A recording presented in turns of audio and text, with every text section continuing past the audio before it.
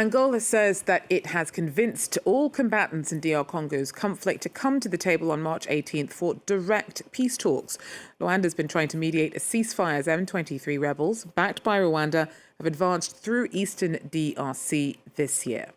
Our correspondent tells us more.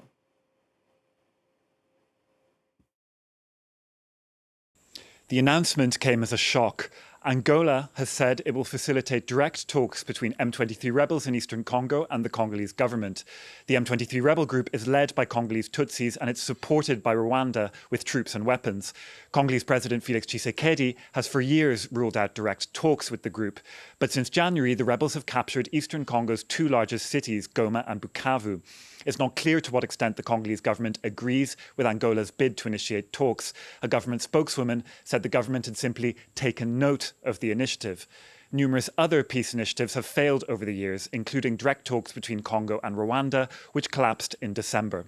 It's an important point that opens up the prospects for the negotiations. Since the resolutions, we haven't seen any movement. Now we have a perspective that can even freeze the front and allow us to approach the negotiations more calmly.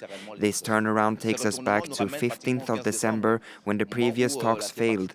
Unfortunately, today M23 is back with a better hand because they're going to negotiate from a position of strength, whereas on the 15th of December we could have achieved the same result with less damage and less breakage. Congo's government has been under increasing pressure to talk to the M23. This pressure has been both domestic and foreign.